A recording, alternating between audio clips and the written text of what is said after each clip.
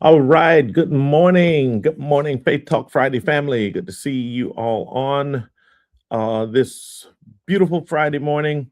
At least it is in South Carolina. Well, you know what? No matter where you are, it is beautiful, regardless of the weather.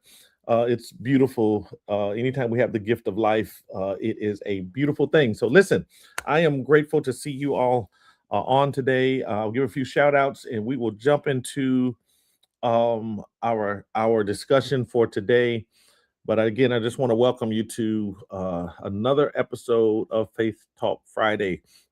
Hope your morning is getting off to a great start. So let me give a few shout outs. Cheryl Wickens, good morning to you. I see you are on. Thanks for joining. Nakia McKenzie, good morning to you as well. Good to see you on. My sister Lisa Young, good morning again to you. Um, Tracy Nelson, good morning. Good morning to you. Sonia Levine, good morning. Glad to see you on.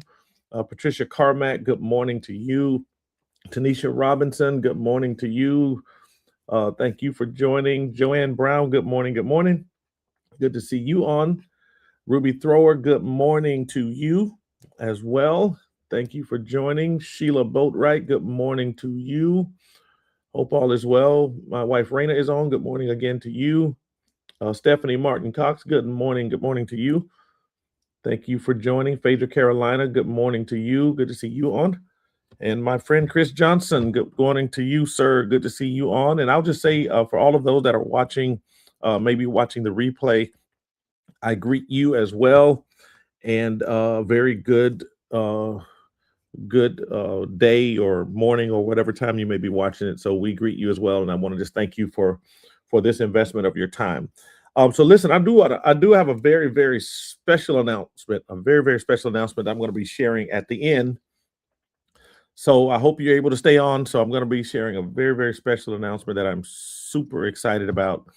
That I'll be sharing that at the very end before we before we let you go. So hang around to the end to hear this special announcement. So, listen, we're going to get into our discussion for today. Today, we're going to be sharing with you about taking inventory. Today's topic is take inventory, and I would even go so far as to say, having the faith to take inventory, because sometimes that can be it can require courage and faith to really pause and take an accurate inventory. The scripture reference I want to use is in Second Kings chapter 4 and verse 2.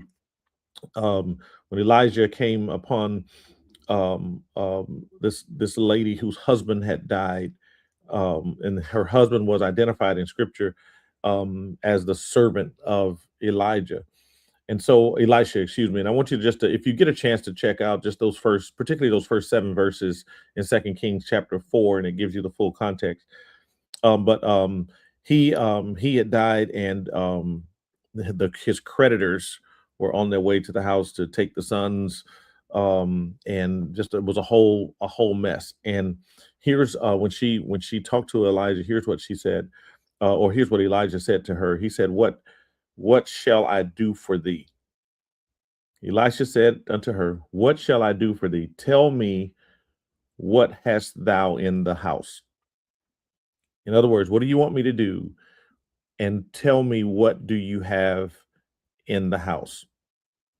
So the creditors are coming away to take her sons away in exchange for the debt that the father owed. And Elijah asked her, "What do you have in the house?" And so I'll begin this by saying it's easy to focus on what you don't have. Good morning, Byron Morton. Good to see you on, man. Hope all is well with you. It's easy. It's so easy to focus on what you don't have. And I know all of us have heard that. We perhaps have even shared that with other people. Don't complain about what you don't have. Focus on what you do have. And it's so important to understand really the, I guess, sort of the magnitude of that statement, because it really goes deep. We are almost wired to, by default, when things are tough, to focus on what we don't have. Focus on The fact that maybe we don't have enough money to do something that we want to do or even need to do. We don't have enough time. Man, I wish I had more time. Um, Let me tell you something. You're not going to get more time. You gotta work with the time that you have. I wish I had more time. I don't have enough help, and we get frustrated when things are not well. We don't have enough help. We don't have enough opportunity. If I only had a chance, if I only had this opportunity, if I only had the opportunity that somebody else had. But my question I want to ask you is, what if the breakthrough that you are looking for, the breakthrough that you're praying for, what if it's not connected to what's missing? But what if the breakthrough that you're looking for is connected to what you overlooked? It could be connected to something that you already have, but that you've overlooked. And contextually, the widow in our scripture text that we read in Second Kings chapter 4, the widow, she had a legit crisis. She was in a genuine crisis. She was dealing with debt that was left as a result of her husband passing away. She was dealing with pressure, not knowing how things were going to work out, not really having solutions, back against the wall, dealing with pressure, dealing with fear. They're coming to take my sons. How is this going to work out? I'm afraid. She's dealing with uncertainty, dealing with all of these things. So she had real pressure. And when she came to the prophet, Elisha asked her, I think, an unexpected question. He asked her, what do you have in the house? So imagine her being in this state of panic. Imagine her being in this state like she doesn't know what's going on. She's about to lose everything. She's like, what do you mean? What do I have in my house? Did you hear what I said?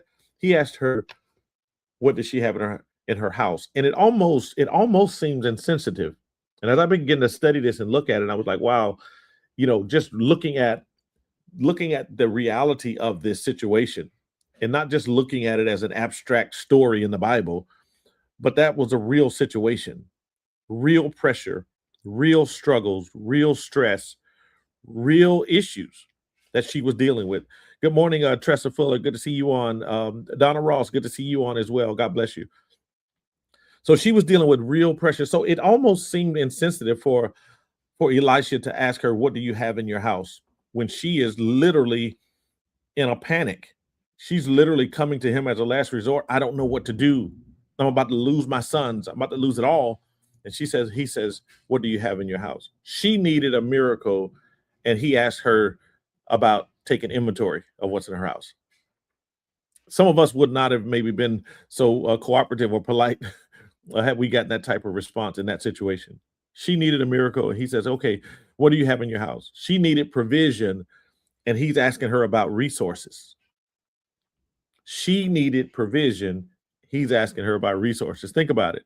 But I want to challenge us all and encourage us as well. Before God multiplied anything that this lady had, he first drew her attention to what she already possessed.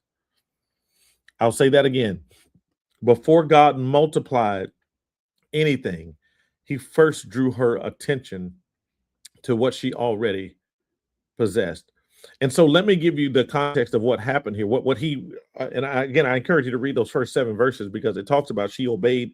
She did what the man said. He told her when she took inventory, she had one little small jar of oil, and he told her to go get vessels, go get as many vessels as she could, borrow as many vessels as she could, and then pour into fill all those vessels. And she did. She went and got all the vessels, and when her son had brought the last vessels or whatever, they closed the door. She poured oil into each of the vessels and filled every single vessel that was there. When she filled the last one, she asked the sons, give me another vessel. And they said that was it. And when she reached the last vessel, the oil stopped flowing. So God provided based on what she had. And he said to go and sell these bottles of oil and then pay off your debt. And the rest of it, you and your sons can live off of. So that provision supplied the immediate need and satisfied the immediate debt. Plus, it was a surplus. It was enough for them to live off of. Now I'll let you resonate on that, but let me go a little further. I'll say this. I'll say the statement that I made a moment ago. I'll say that again. Before God multiplied anything, He first drew her attention to what she already possessed. That is so important that I need us to really get that. And so here's a principle that we often overlook and that we often miss. Many people are waiting on God to send something new. We're waiting on God to send something new, something out of the ordinary.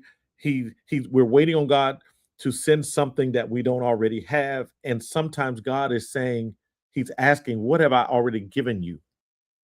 We're waiting for something new and perhaps even asking for something new, but God is saying, "What have I already given you?"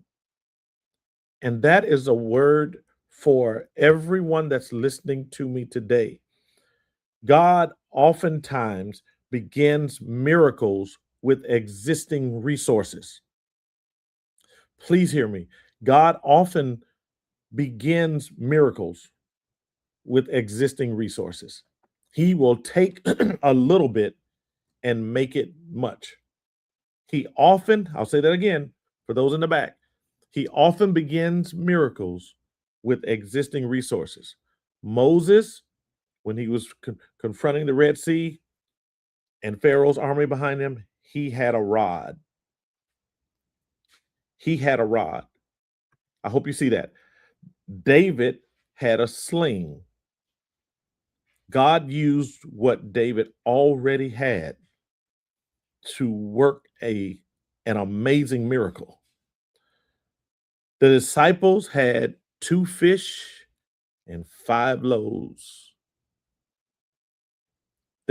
What they already had when they were facing this crisis of hunger with this multitude, Jesus said, "What do we have? All we have," listen to this.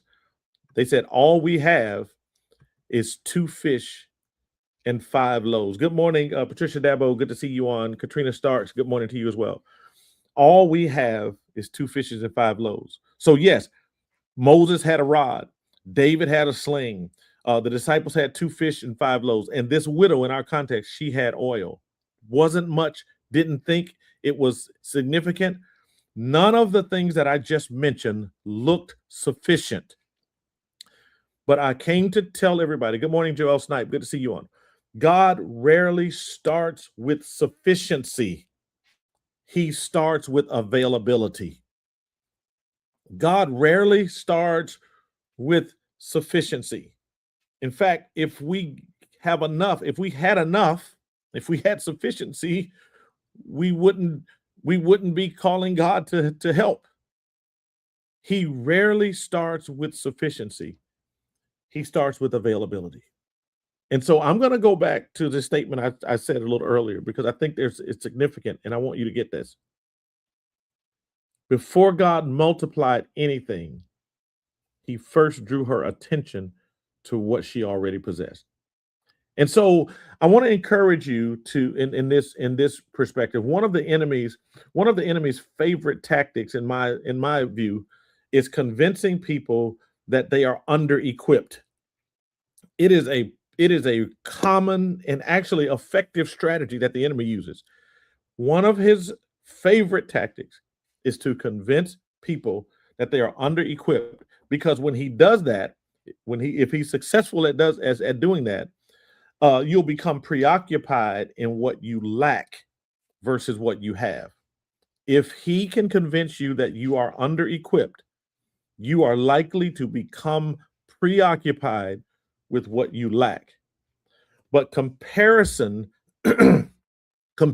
blinds us to stewardship. When we start comparing ourselves to other people or other circumstances or comparison in general, when we get caught in the cycle of comparison, it actually blinds us of stewardship. What is stewardship? It's how well we manage what we already have. Don't allow comparisons to blind you from stewardship, your responsibility for stewardship. If you're always looking at what someone else has, if you're always uh, looking and comparing to what somebody else have, you'll stop developing what God has placed in your own hands. I know I'm talking right this morning. Some of you under the sound of my voice have been dealing with this comparison to other people. You're looking at what other people are doing, and while you may be genuinely grateful for what God is doing in their lives, you are low key struggling internally with what I call the why not me syndrome, or the why me syndrome sometimes. Yes, this person is doing well and I'm happy for them, but we start becoming depressed because what's happening for somebody else is not happening for us. Your journey is not their journey. Your assignment is not their assignment. God's purpose for your life is not the same as their purpose for your life. Listen, listen, stay in your lane. Know your purpose. Work God's will in your life. Take inventory of what God has given you and work it. Whether you have little or whether you have much, work what you have. Work what God has given you and stop being distracted by what someone else has. That will keep you stuck. And when you are focused on what others have and you're comparing it to you, you fail to see what God has already given you. You may not have everything you want, but you probably have more than you fully realize. I'll say that again. You may not have everything you want, but you likely and probably have more than you fully realize. Imagine a contractor coming to do some work at your house. Imagine a contractor coming to do some work at your house, and he got this toolbox. He's got a bunch of tools in there, but there's maybe one or two things that he's missing that he doesn't have in his toolbox, and he spends the whole day complaining about the tool that he doesn't have. But he's got a toolbox full of other tools, dozens of tools that's sitting around that he can use, but he's complaining about what he doesn't have. I will tell you, you've got to learn to use what you have. I have been in situations where I needed a hammer to nail something down, or to knock something down, or to do what a hammer does. And if I didn't have a hammer at the spot, I got something else heavy. I got something else that I could hit whatever I was trying to hit with and put the right amount of force to it and still accomplish the same thing. Just because I didn't have a hammer doesn't mean the work stopped or I couldn't get the job done. And so don't approach life like that. Like I'm so distracted by what I don't have that I fail to appreciate what I do have. There's some things, sometimes I've told my children, particularly my son, he'll deal with some situations and they're in life, and sometimes he'll have some adverse situations. And there have been times when I've told my son that, listen, you've got to figure it out. I haven't always given him the answer or given him the solution. Sometimes I've told him, you've got to figure it out. Look at what you have. Take inventory. You've got to figure it out. And we have to think about that. We can't obsess over the missing tools while ignoring the tools that's already available. In fact, let me just pull some of y'all in to this conversation, because there's I want you just to do a quick inventory, because I'm sure some of y'all already done this, but just indulge me for a moment. Do a quick inventory. Look at your life, and let's take a look at one thing that God has already placed in your life that you may be underutilizing, that you may not be appreciating or utilizing or even recognizing the way you should. And so I want you to just take a moment. It may be a gift that God is giving you. It may be a relationship. It may be a skill. It may be an opportunity. It may even be a lesson from the past. But I want you, everybody that's watching live, I want you to take a moment. If you would, just type one word. Here I go again. Just type one word in the chat that represents something that God has already placed in your life. So take a moment and just type one word in the chat that represents something God has already placed in your hands. It could be faith, could be wisdom, experience, could be leadership, creativity. I see art. Somebody put art in. Patricia Dabo put art in. Yes, good. Just one word. Just one word. And the reason here's why this is important. This is important because gratitude often begins with inventory. Gratitude often begins with taking inventory. When we pause and take inventory, we begin to recognize things that we perhaps overlooked. So I see art, I see experience, faith, faithfulness. Yes, good. Anyone else? Just one word in the chat. And again, gratitude often begins with taking inventory, relationship building. Yes, that's good. That's good. So listen, here's a challenge. I want to just give everyone a challenge today as we try to bring this on. And I do ask you to stay to the end because I have a special announcement I want to be making here at the end in just a few moments. Resilience. I see resilience. That's good. So listen, I want you to do this. I want to challenge you to do this, to stop waiting for perfect conditions. Stop waiting for perfect conditions. I don't know. There's so many examples. There's so many personal examples that I could give you of even just conversations I've had with myself. I say, you know what, I'm going to start. I'm going to start. Let's see, I got this going on. I got this going on. So I'm going to change, some things up, and I'll start calculating and thinking in my head. And I say, okay, well, we're going on vacation here, or we're going to be doing this time, or we're having this. So this is not the best time. So, and I will tell you this: my 57 years on this earth, it is never a perfect time. You have to decide and commit. Decide, commit. Decide and commit. So, there's a saying that says there's no time like the present. Listen, stop waiting for perfect conditions. Please hear me. I want to challenge us all to stop waiting for perfect conditions. The next challenge here is stop waiting until you feel fully prepared. Stop waiting until you feel fully prepared. That time may never come. That time may never come. Stop waiting until you feel fully prepared.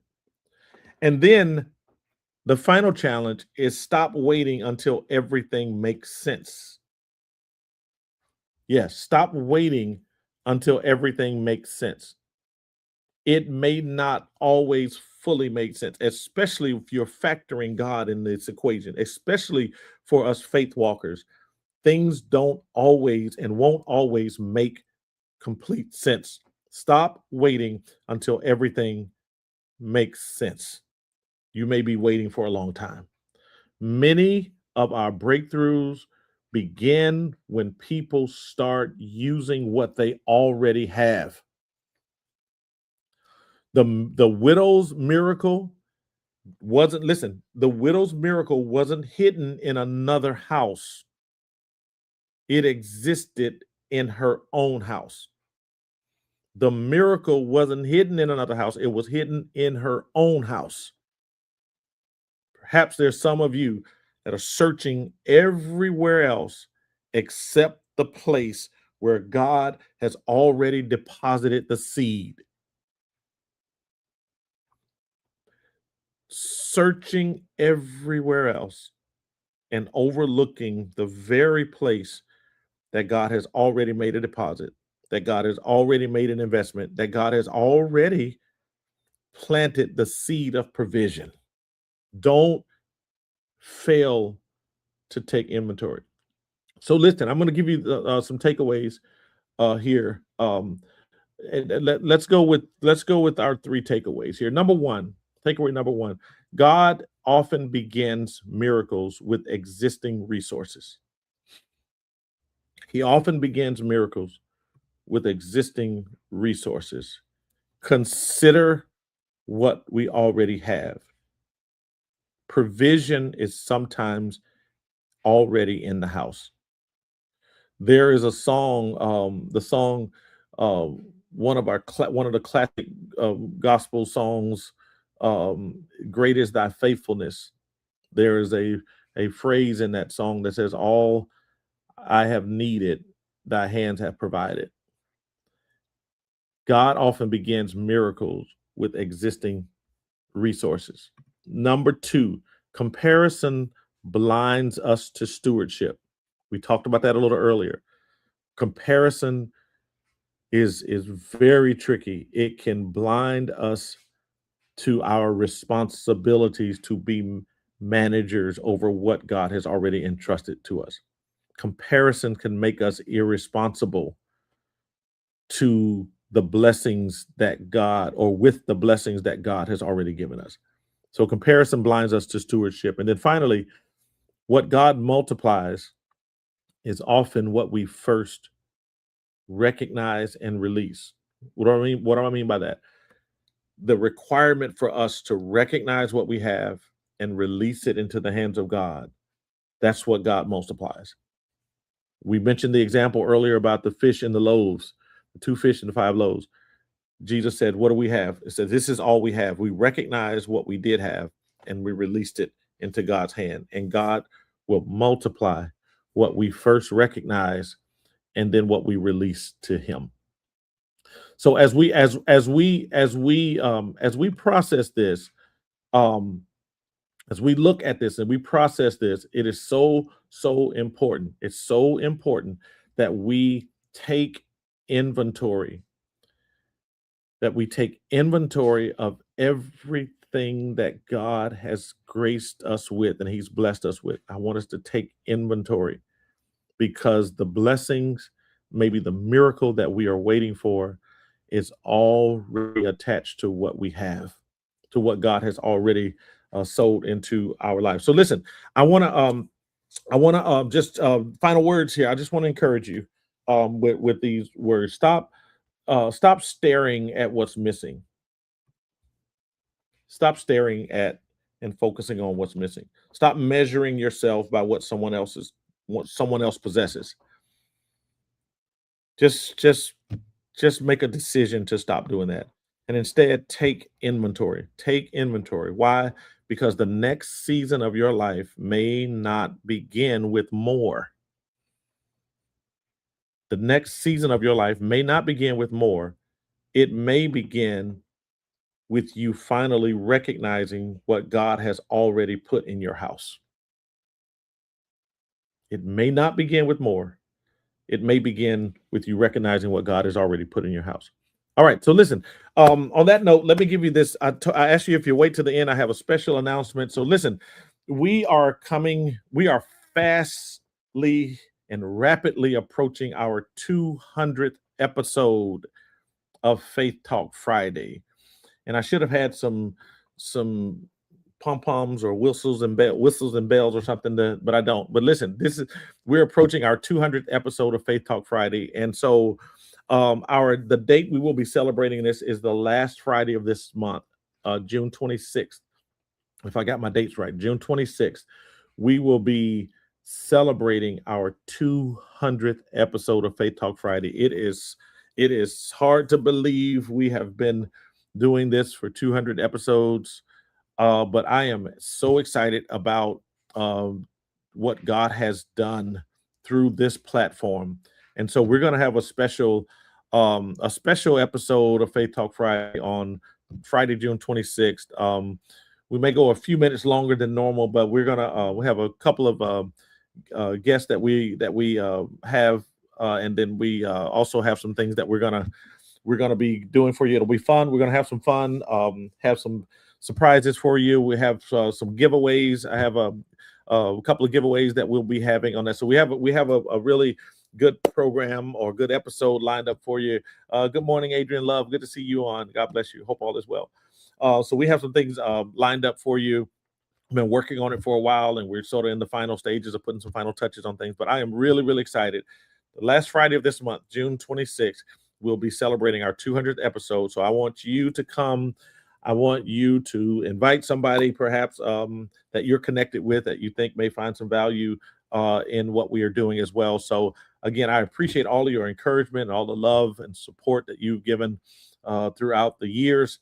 And so we're looking forward to going even further. But episode 200 is coming up on the last Friday of this month. So be prayerful. And I thank you all so much for this investment of your time.